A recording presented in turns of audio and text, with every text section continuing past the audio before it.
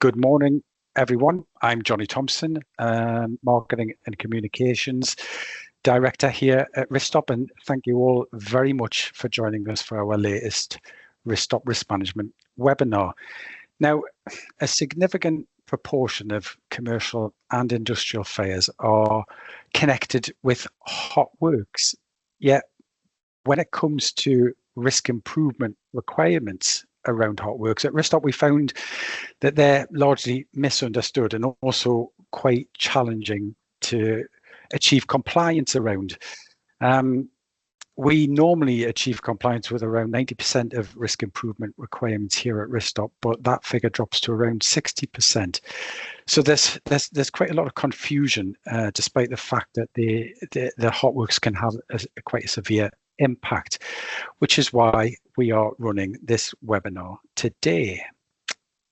So I'd like to begin by introducing you all to Shaun Small, who is going to take us through the topic of hot works. Now, Shaun is one of our own here at RiskSTOP. We're very proud of Shaun. He started his career with us as a risk management advisor, helping policyholders out there with their risk improvement requirements, but showed such an ability and such an enthusiasm for risk management that he progressed on to be one of our most effective risk management consultants here at RiskSTOP. So thank you very much, Shaun, and welcome to today. Thank you very much, Johnny. So welcome everybody, good morning.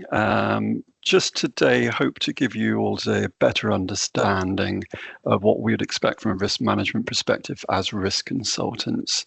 So Joe, if you'd like to get us started, please.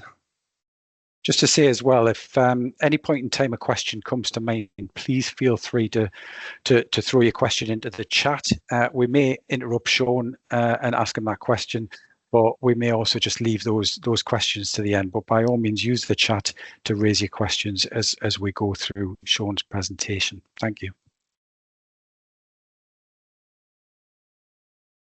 So, introduction to hot work risks.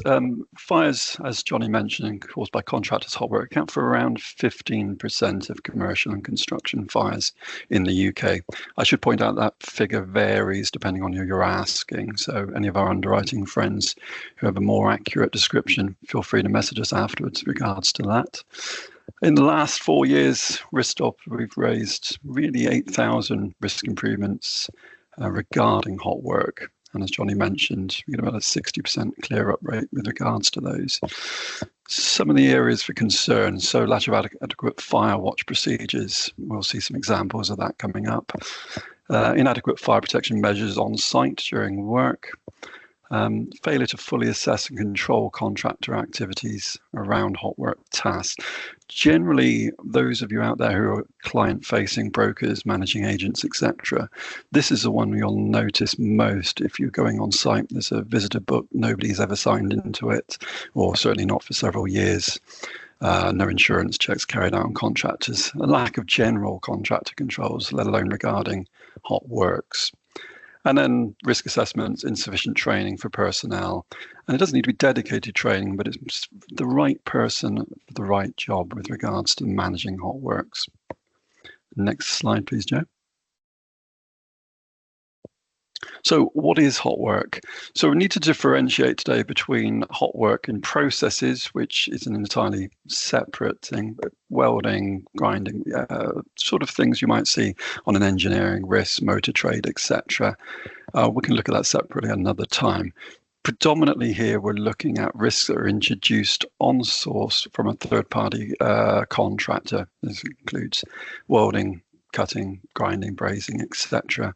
Stuff we've seen on site: roofing, HVAC repairs, electrical, plumbing works. Many of the examples will relate specifically to those types of risks. And quite often, these fires are due to contractor negligence. So obviously vital to manage contractors and the controls. This will be quite often dependent on a risk assessment of the site itself as to the level of control required, depending on the construction type and the type of combustible materials you might find within it. Next slide, please, Joe. So examples of when anything goes wrong, and this is the one most people can relate to. Any new contractor on site introduces risks. They're not going to be familiar with the site or the hazards that are there. We'll see plenty of construction risk, as you can see on the left here. This was a Staines residential tower fire during welding when construction was quite a substantial way along. Major damage, multiple fire brigades attended the site, and obviously considerable reinstatement issues and delays in the construction project following that. The Royal George, Monmouthshire, blowtorch, this had been during renovations, set fire to materials behind the area protected, spread through the Grade 2 listed property and into a flat adjoining it as well. And Charmanson Manor, Dorset, this is one nearer to our RiskSTOP offices down here in Dorchester. This was a standard plumbing job, again, renovations. This one, they had some controls nearby, but obviously not enough. And there was no overall controls on site with regard to hot works and their management. As you can see, there's another significant loss with regards to that one. Next one, please, Joe. So we have a video here with regards to Royal Clarence Hotel.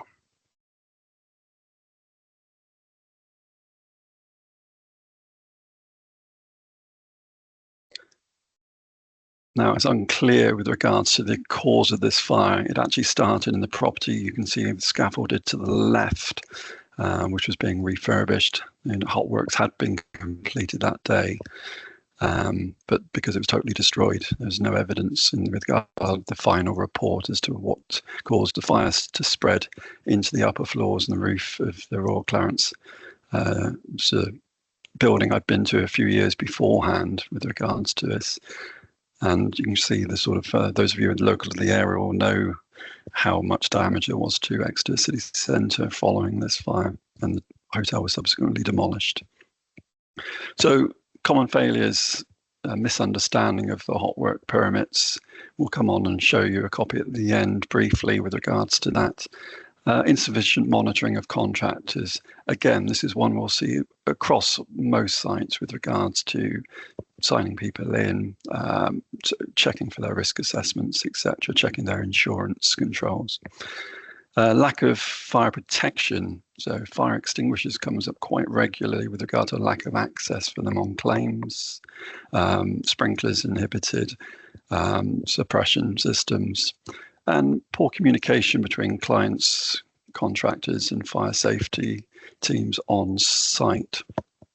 I hope you don't mind me interrupt. I'm just interested in this area about insufficient monitoring of contractors and poor communication.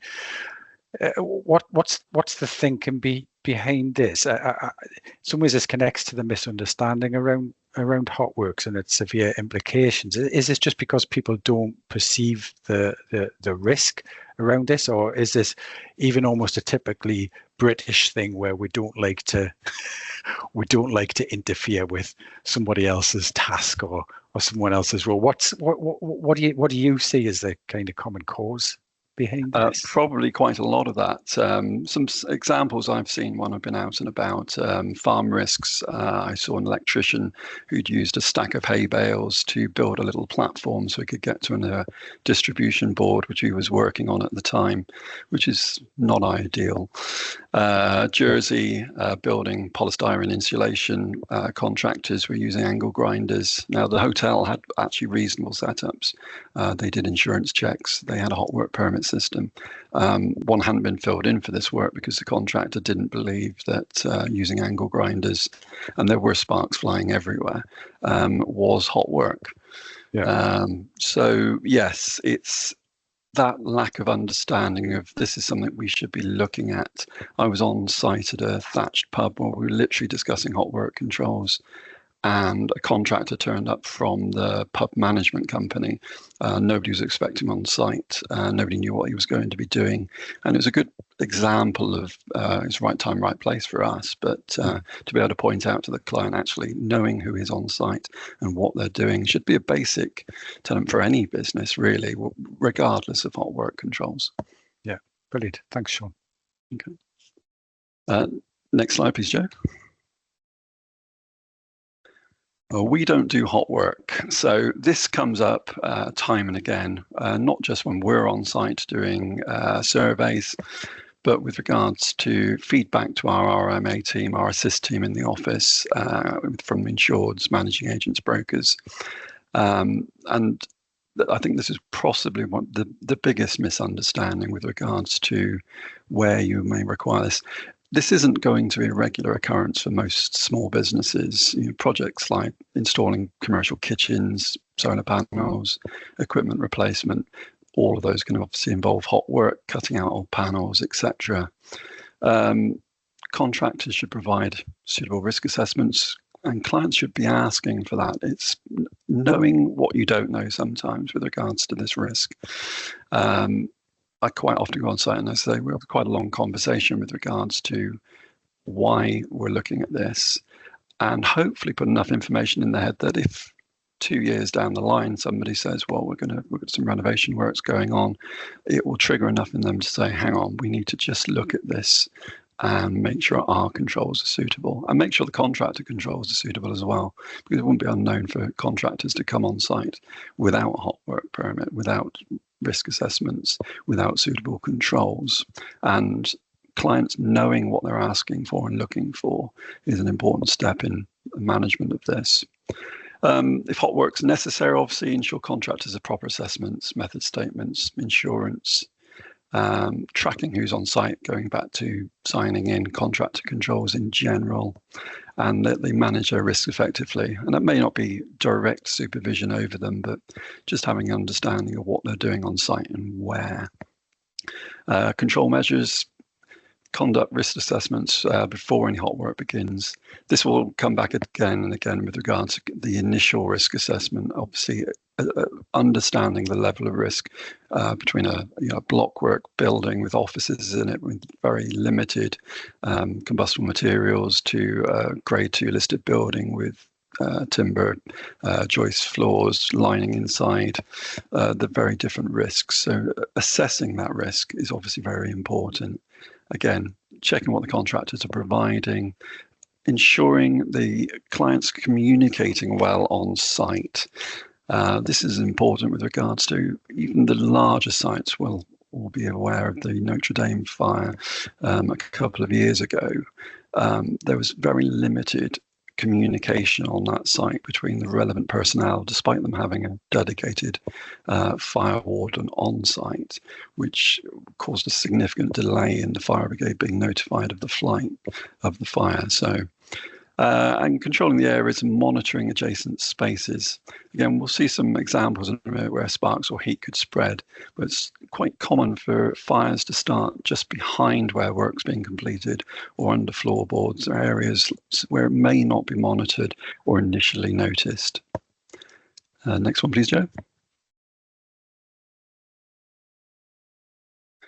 So the hot work permit system, why it's essential, a formal hot work permit system. But this is what we've already gone over with regards to, but it's clearly defining it. So safety protocols are in place before, during and after hot work. Only qualified personnel carry out or supervise hot work. Again, it's not specifics to qualifications regarding this, but somebody who understands the risks of the site and can manage them and has all the authority to manage them on site. Location of the work, again, if it's in a warehouse, I've been in and seen light fittings being cut from a warehouse with an angle grinder all over the stock. Obviously, key there, we'll come on to some of the site controls in a minute.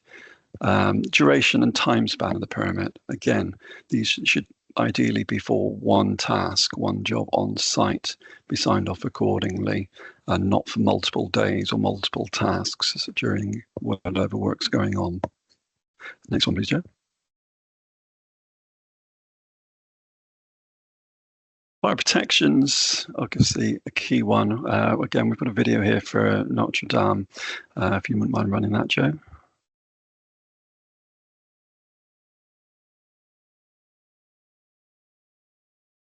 And one of the key aspects of this was the fire warden and the fire protections on site during the work that was ongoing at the time prior to this fire. they had to go and assess when the fire alarm was activated and had to walk up 300 steps. My understanding is the fire wasn't actually in that location because of an error with the detection equipment. So then had to come back, identify where the fire was. And by the time they come back, there was obviously quite a significant delay in notifying the fire department.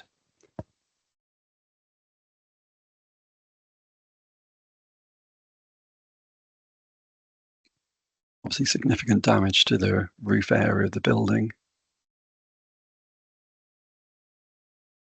Fortunately, much of the ground floor and wall areas were saved, and I believe refurbishment's about 90% underway at the moment, so should hopefully be able to visit again very soon.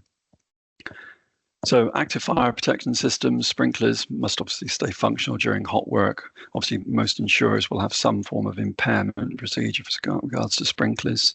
If there's any sprinklers that need to be disconnected during works, then obviously a more suitable risk assessment needs to be carried out for that work. Firewatch personnel monitoring the work area during and up to 120 minutes after the job is done. Most of our risk improvements and our hot work controls state 60 minutes. But again, it's a risk assessment dependent on the level of risk present during the work.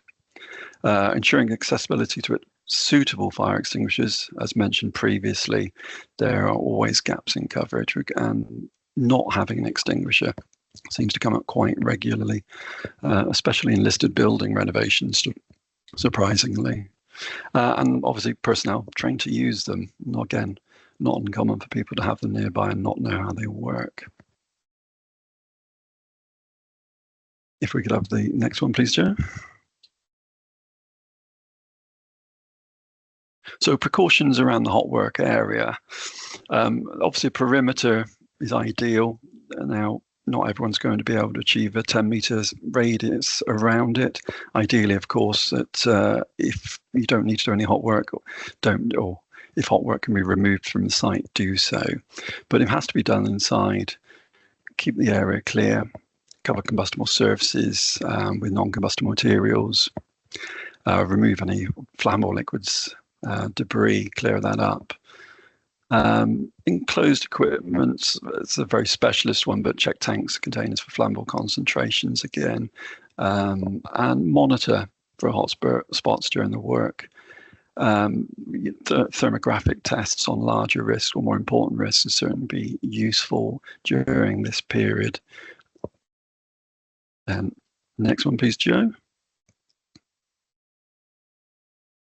So we have a video here which shows the importance of the person monitoring the hot work. So here, obviously, there's a person completing the works, as you can see. No fire protections nearby.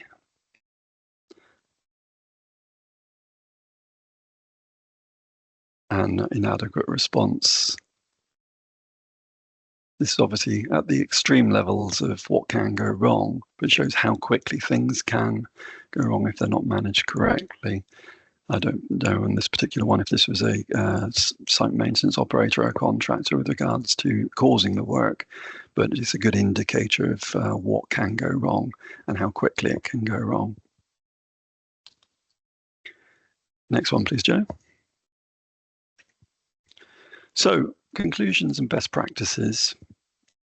So hot work risks require ongoing education and enforcement of permits.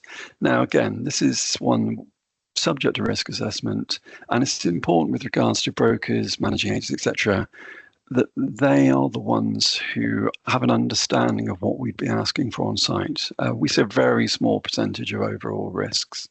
So getting across to clients that this is important. This is something that they can manage quite effectively in many instances, is again quite vital to trying to reduce the risks. High risk properties, obviously historic buildings, we've mentioned several there throughout the presentation, because you consider enhanced contractor controls, fire safety monitoring, etc. We see a lot of these risks, and the amount of times we'll walk in and there's no understanding of the potential there. I did a pub recently where they were having a new kitchen fitted, or due to have. But of course, when we mention hot work controls, well, we don't do hot work. And there's always a potential, even in the smallest risks, that there's something may happen in the future. And just giving them a little overview of what we'd like them to do, obviously may improve the risk, may reduce the risk of a hot work fire on the site. We have got some resources noted here, and Johnny's going to just mention the fact that we've got a hot work permit system.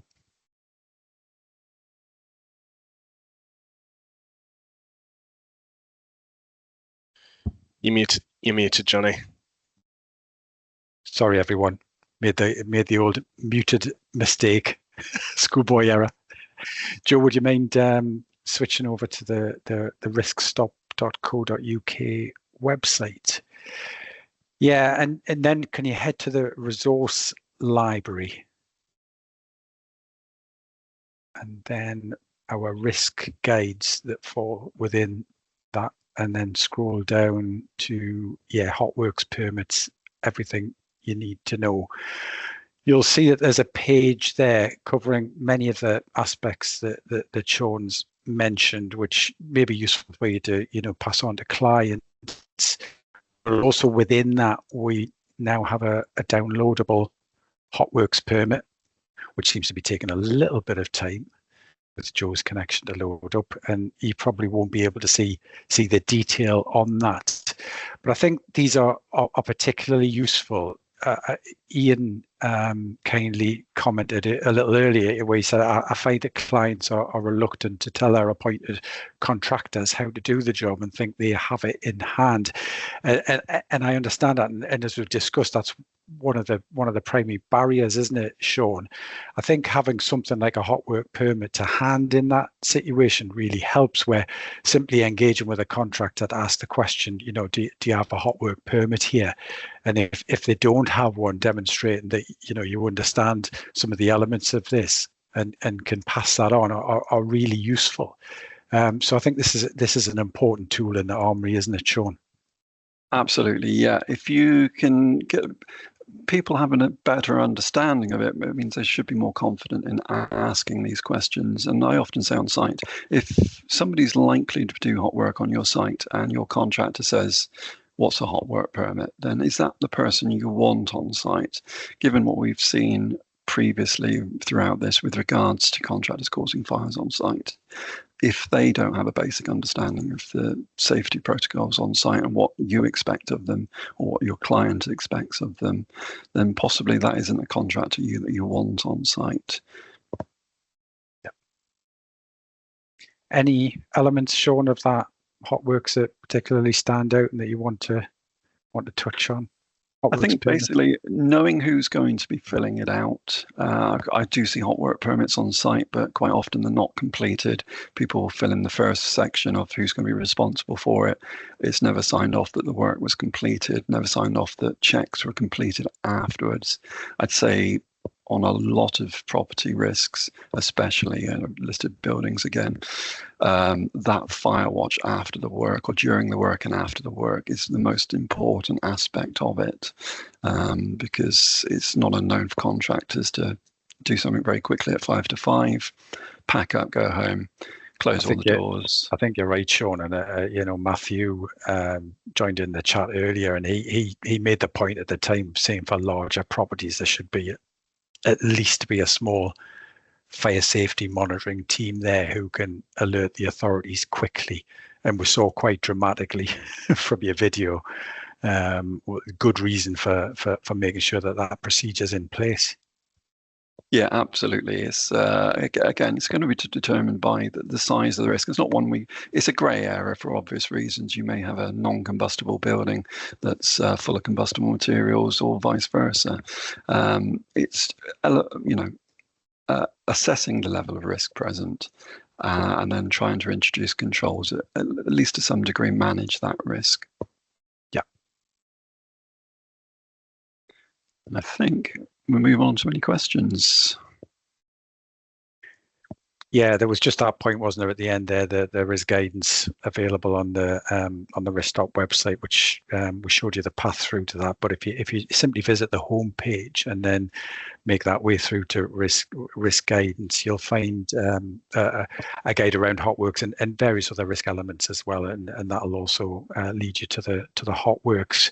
Adele asked quite early on in this as well whether the slides and the recording would be available to everyone, and the answer to that is a yes. We do like to follow up on these webinars and make sure that any of the resources that emerge from this are available to you, and they'll be available through our website, and we'll send out plenty of communication to you to make sure that you're aware where that information is and where you can get to it. Colin is telling us that the Q&A option is not open on the webinar. I'm just checking now. I do have the option to start a discussion at my end, but what I would say, Colin, if you do have a question to ask, simply go into the chat area and raise your question there. Anyone else with any questions? I've got one from Ian here. Does the layout of a hot work permit change with legislation, or are the common templates acceptable to insurers? I haven't noticed any significant changes in hot work permits in the last 12 years layout-wise. It would again come down to your risk assessment in regards to that. If you've got any specific examples, drop us a line afterwards and we'll come back to you on that one. Yeah, we've got quite a detailed scenario from Colin here, and I'll just read this out. He talks about a blowtorch being used on the external corner of a dormer window in a roof with lead flashing, not grinding throughout the roof. I'm not sure the spelling there. Continuous monitoring takes place externally for 1 hour after the works, and there is no evidence of fire. The void in the roof is known to be empty, and this can be seen through the window. Would you consider it to be reasonably practical in these circumstances to remain in the external area and not leave the external roof area to view the void of the underside of the roof internally? Yeah, you be careful what we say here, Shaun, because this is a real life example. It sounds like it's really quite detailed. We don't want to be drawn into on how much you can see. Yeah, I mean, I wouldn't necessarily expect you to be crouching directly under the eaves, but having a visual access of that area to detect any smouldering, getting it as soon as possible. Fire extinguishers aren't really very practical on any fire that's significantly developed, as we know, and then obviously you're dependent on fire brigade response. So the earliest you can see it, the better. Yeah. What we'll probably do there, Colin, is, are you happy to look at this in a little bit more detail, Shaun, after the event, and then maybe go back to Colin with some response around this particular scenario that he's described? Would that be okay? Yeah, absolutely. Yeah, perfect. Any more questions from anyone? Yeah, we're not seeing anything else coming through from the chat. Anything else, Shaun, you would like to add, or any scenarios that stand out from your years of experience that you haven't touched on today? I think the only one I did get told by my wife recently when I asked her to take a photo as we were driving through my hometown of Taunton, which involved a man sat on a roof drinking a can of Monster with a felt burner unattended in the corner, no extinguishers, no fire precautions, strangely, no working at height controls either. Most of us will have seen a risk of this type before, but it's a sort of prime example of contractors not really caring about the site that they are on or the controls that may be necessary. Now, I'm sure that it was a residential property. They would have had no idea to ask for this, and wouldn't necessarily expect it on a standard terraced house, but just a little bit of knowledge would have been beneficial there. Obviously, we'd like to think that all contractors care about our buildings, but unfortunately, not always the case. Yeah, and I think it is a case in that of trying to do as much as we can to help people to overcome that almost that embarrassment or that concern that they have around, telling someone how to do their job. The consequences really can be severe in these circumstances, and it's almost just the message needs to be, let's try and get over that. Let's try and make sure that good processes and procedures are in place, and we avoid these huge fires that you've illustrated and demonstrated today. Absolutely. Yeah. Okay. Another question here. We are: which trade do you think are the biggest culprits on this matter? I might take the fifth on that one. I mean, a lot of the highlighted case studies, some of which were sent to us by my insurer friends, are plumbers. Now, obviously, with regards to plumbers, a lot now are doing plastic clip and fit fittings, so there's no hot work at all.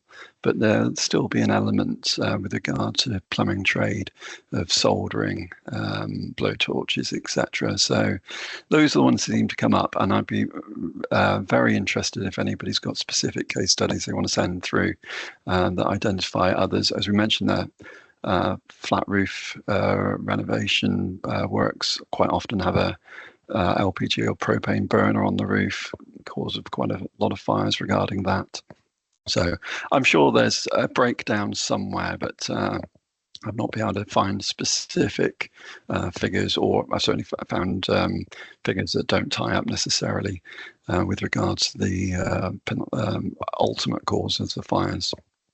Brilliant. And thanks, Lee. Thanks for that question. Great question. Another good question as well from Scott, who asks, are you seeing any development of using technology to perform the post-works observations rather than having a person in situ? So things like portable cameras and heat detection and that kind of equipment. Yeah, I mean, there are heat detection systems out there. There's CCTV fire systems. We don't see them very regularly. Obviously, for smaller risks, the costs are going to be prohibitive. But there are technologies out there, and I imagine for larger development risks, renovation risks, they certainly be of interest to contractors insured. It's again something to look at within the overall risk assessment for the site.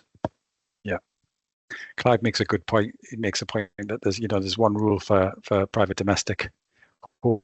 He said PDHs. I'm assuming that's what that means, and one for commercial.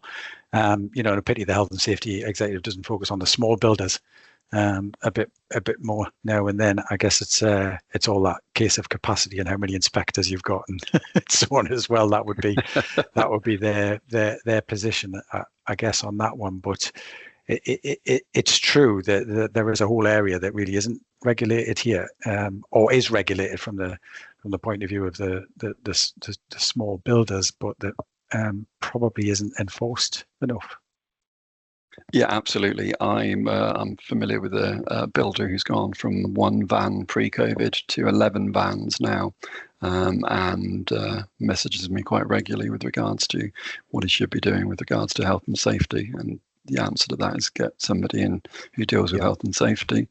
But we've talked about hot work controls as well with regards to when it's going through this. So he's got a better understanding of it, and more importantly, his staff do when they're out on site, because you'll quite often, if you go to a hotel risk, you'll say, head office deal with that.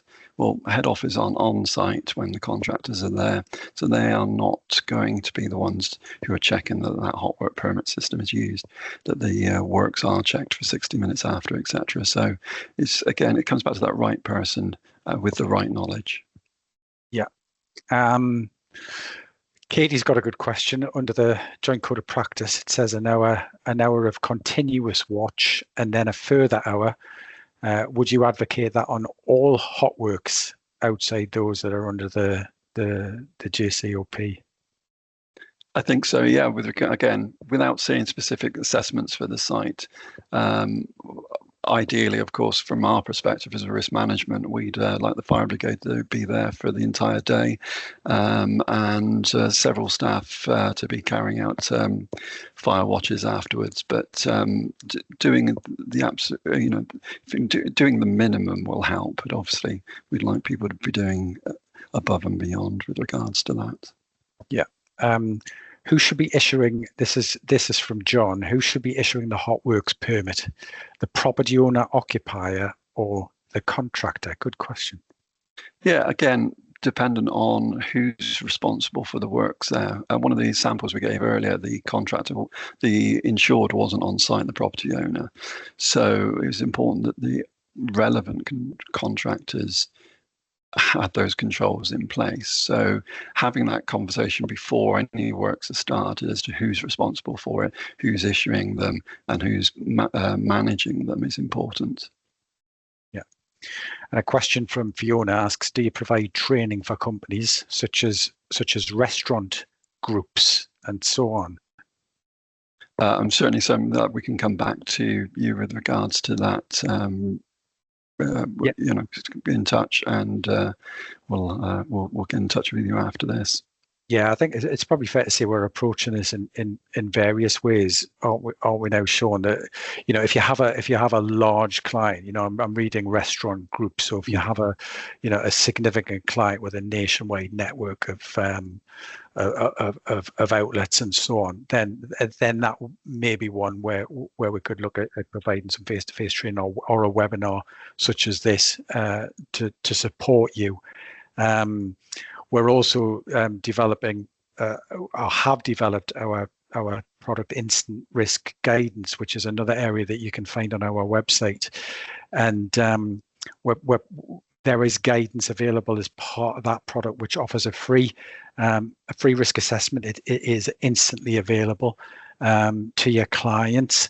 They could use that across a network of outlets as well at each individual point, and they would gain guidance around that, and also animations covering some of the main points and so on as well. So there's quite a bit of resource that we have available. You saw that when we went through on the RiskSTOP website as well. So all I would say is yes, please get in touch if you have a major significant client that you would like us to help you and support you around, but also look at the resources that are available through the website and through Instant Risk Guidance as well for the more smaller SME based clients that you have.